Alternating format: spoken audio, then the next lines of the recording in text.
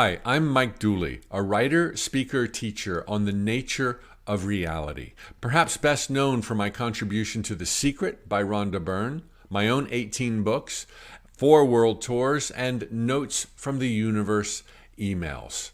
I've always had an obsession with wanting to understand the nature of reality, to the point where one day I found myself actually teaching what I was living, mastering my power, focusing my attention, and living the life of my dreams. But I've always had an even deeper fascination, being enthralled with stories of ascended masters.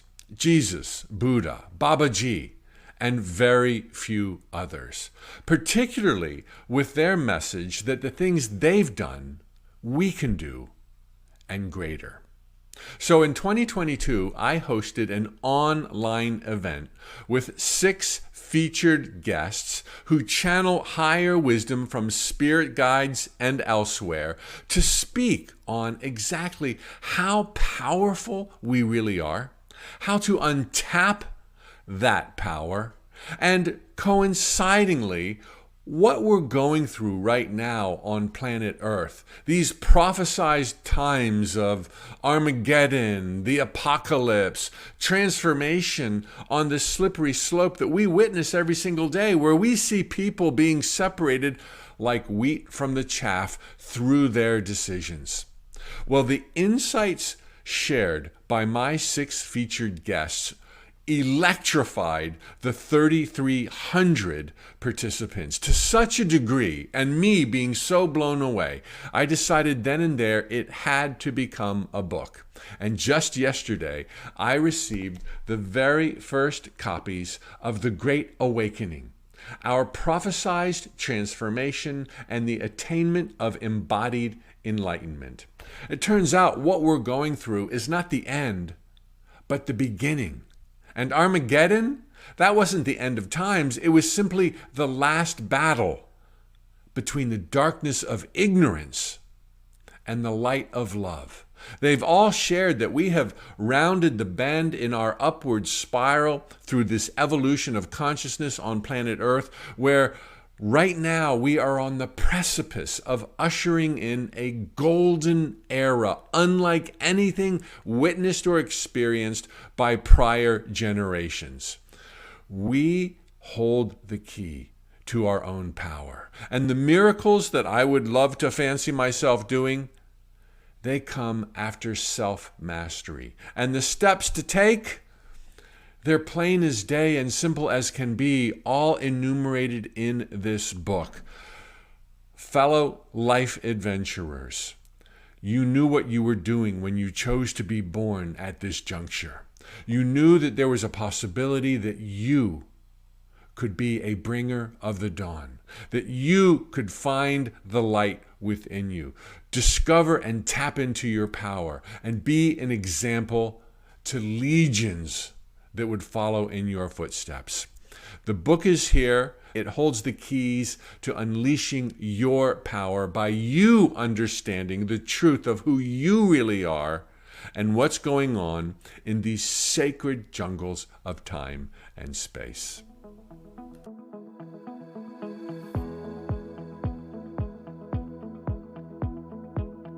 Moving your focus from the external world to the internal world. And we're not talking about ignoring the external world. We're talking about not getting caught up and triggered by it, but using it as a way to see yourself more clearly, to heal yourself more deeply. So the reflective universe truth is going to be really important. And now also, we know there's lots of talk about special powers, let's say, by location and ascension, shape-shifting, teleportation, telekinesis, telepathy. We know this really floats your boat, my dear. And we have a big smile for you for that. But you know what we've told you previously is that inner mastery always comes before mastery of the external world. So going back to what we were just talking about previously with the reflective universe, as you focus inward and master yourself, then you start to see what would be maybe previously called miracles. But if you focus on them, you're focusing outward and it blocks the whole process. So we would say to not so much focus on trying to create that at the expense of healing yourself, but when something like that arises, recognize that it is a byproduct of the work you have done. Okay. Now we get to healing the emotional body. This is a huge, significant piece of the awakening puzzle. And the very simple analogy we're going to give you is that if you have a huge suitcase filled with stuff and you're trying to go through a very tiny door, you have to drop the suitcase in order to get through the door. So when we say drop the suitcase, we're not talking about ignore, deny, judge, hate what's in that suitcase. We're actually talking about the necessity of unpacking what is in the suitcase once and for all. And those things for which there's still attachment, be they positive or negative, it's time to create a new relationship to those things, a new relationship of appreciation and gratitude and love for that heavy thing that's been carried around, because that heavy thing built you some very good spiritual muscles, so to speak, little joke there, and has value then.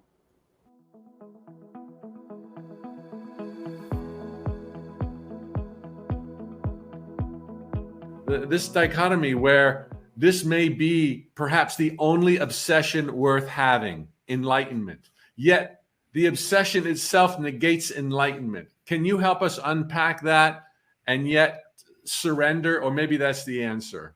It's the greatest paradox, because you are already enlightened, and yet you have this belief that enlightenment is somewhere in the past or future.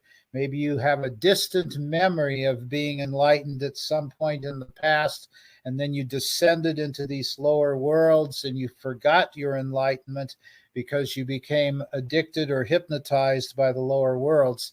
And then you have this idea that at some far point in the future, after doing enough mantras or yogas or meditation, or sit at the feet of enough gurus, that somehow you'll become enlightened once again. That is the perception of an unenlightened soul, to have that particular perception. When you are enlightened, you realize you have already been enlightened. You have always been enlightened and always will be enlightened. And perhaps there was just a moment when you blinked your eyes and some other state of consciousness happened for just a split second in between always being enlightened and always being enlightened. And of course, in that twinkling of an eye went millions of years of incarnating into lower worlds and trying to attain some state of enlightenment. But of course, we're dealing with the timeless and also the desireless realms. The desire to be in a state of no desire. We don't mean resignation. We don't mean dullness or nothing appeals to me. I'm just going to be in a bored state. No, that's not at all what we mean. We mean true desirelessness means you recognize you already have everything and there's nothing to desire. And that is also the timeless state, because once you are no longer desiring something, you are no longer projecting into the future, and you realize that everything is in the present, everything is now.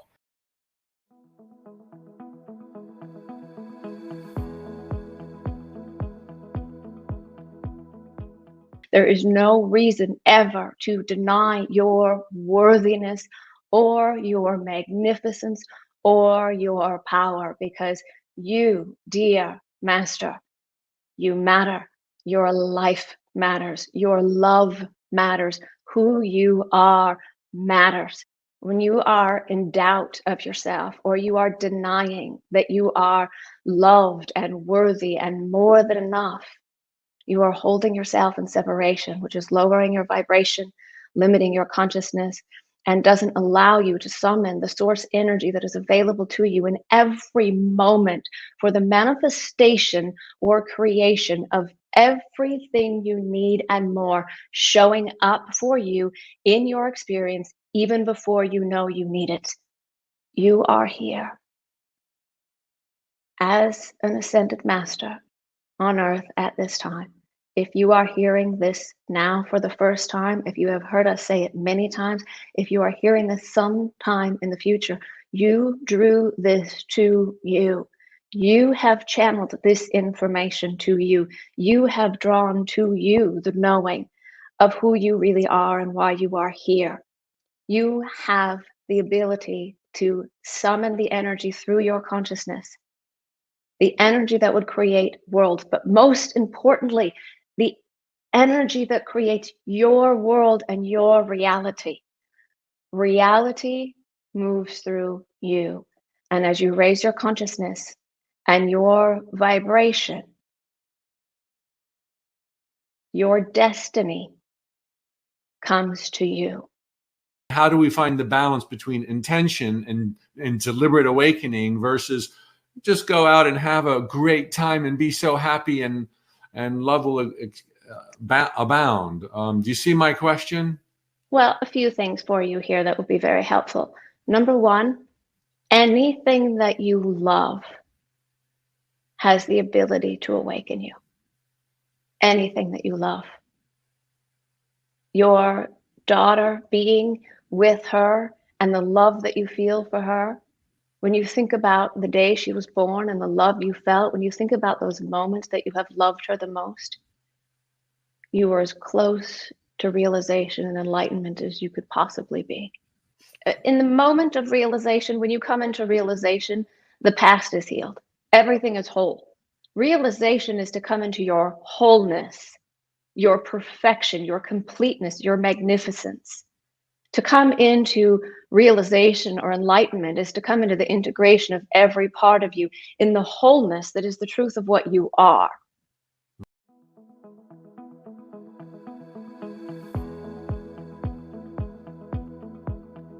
This awakening we're going through is to bring harmony and peace to the planet, knowing that as we raise the vibration of the planet, we are not only having the ability to reverse the karmic wheel, which reverses global warming, but we are bringing to this planet the balance of masculine and feminine energies to create a more sustainable world as this world continues to become a manifestation of heaven on earth.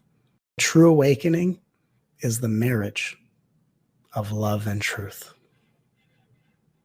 where we love truth more than staying safe in fear-based avoidance. And the truth of love calls to our hearts deeper than looking for things to fixate on or avoid. We start to realize love is a higher force. It's the highest vibration, and you will embody the highest vibration depending upon how much time and how much of your life you give to it. The role love plays in healing and awakening, which is all part of the same journey, is that we have to actually nourish ourselves with all the things emotionally that the past seemed to withhold from us. However we're feeling is the way we're meant to feel right now. And what love would tell you, as I'm telling you these words, is that there's no reason for sad to be anything other than sad. Instead, just be the love that holds it until it's ready to let go. There's no reason to make fear other than afraid. We're not here to transform fear into love. We're here to love the one who's afraid.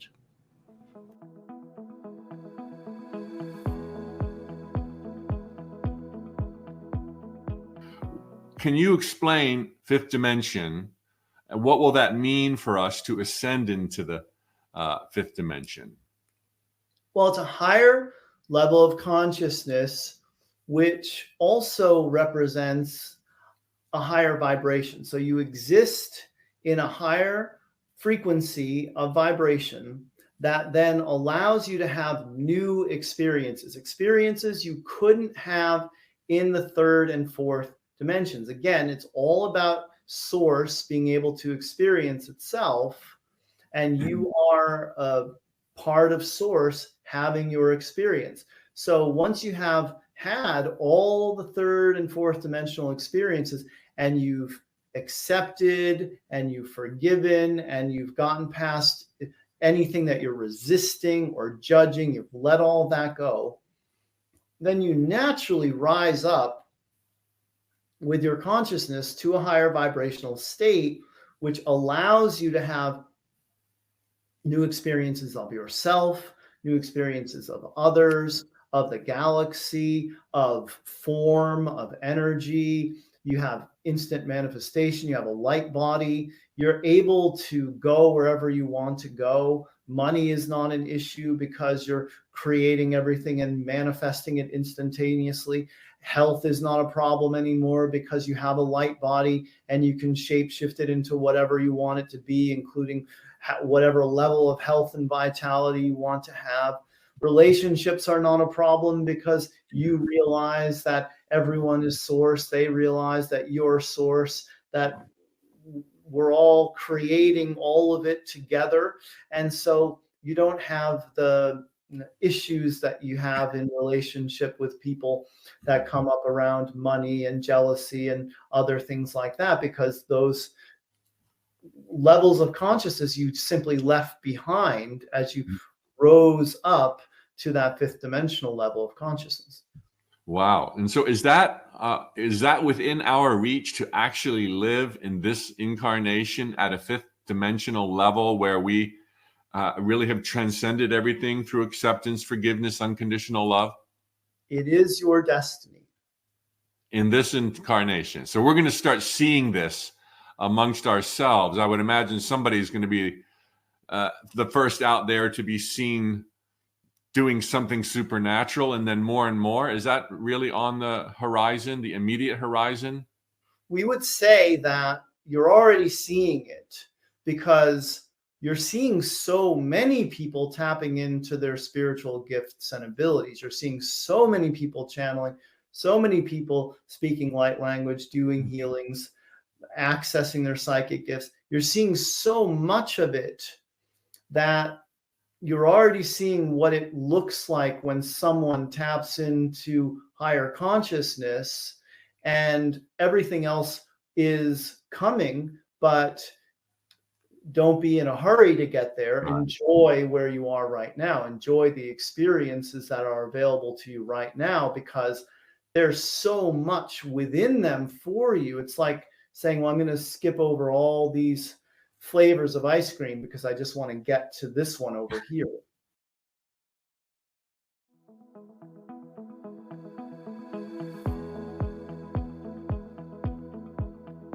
What you put out is what you get back. Some of you call this idea the law of attraction. And again, this is universal because everything is a projection of consciousness. Everything is a reflection of consciousness. So whatever frequency you operate on, whatever it is you put out in life is the reflection of that reality that you get back. And this acts for you as a guiding system to let you know that if things are not arranged in a way that you might prefer, if things are not aligned according to the core beliefs within you, the core desires, the truth within you, then there is a belief system or some idea or definition that you are operating under the influence of that is putting out a frequency that clearly shows you, when you get a reflection back, what frequency you're putting out. So if you don't prefer what you're putting out, changing that frequency will allow you to get the reflection back that is more in alignment with what you prefer. Now, the idea is to use this as a guiding mechanism so that you can always get that reflection to let you know exactly where you stand, where you are, what it is you're giving off. what frequency you're operating from. So the idea is to use it as that guiding mechanism to propel you through life and allow you to refine and hone down the idea of what belief systems to buy into that are more aligned with who you prefer to be, and what belief systems to let go of, because it is those belief systems that utterly determine what you experience your life to be in physical reality. The universe and the multiverse and creation and existence are infinitely expanding through everyone's different perspective and experience and relationship to that simple structure that never changes. So you have the freedom and the free will to decide for yourself what your relationship is to all that is, to existence itself, and how you will experience the expansion of your own individual awareness as a reflection of all that is, and how you will experience the expansion of the cosmos, of the multiverse, of existence itself through your relationship to it in whatever way, shape, or form you decide is appropriate for you. For you are given the gift of deciding for yourself with your self-empowerment and your free will what it is you will experience. Now, you have imposed upon yourselves a kind of destiny in experiencing this theme, this version of you. You are a greater being than this physical person, this personality that is temporary, but it is part and parcel of your theme that you have decided from a higher level to experience, to explore in this physical reality experience. And that is your destiny because you have chosen it from the free will of the higher level spirit, the higher self that you also are. So you will go through that experience as this personality. That is your so-called destiny.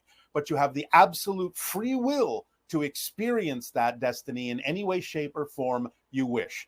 If you wish to sort of look at the idea of your theme as a person, as a kind of hallway that you have ordered yourself to walk down, to live in, to live through from beginning to end, well, that's your destiny. You will walk down that hallway.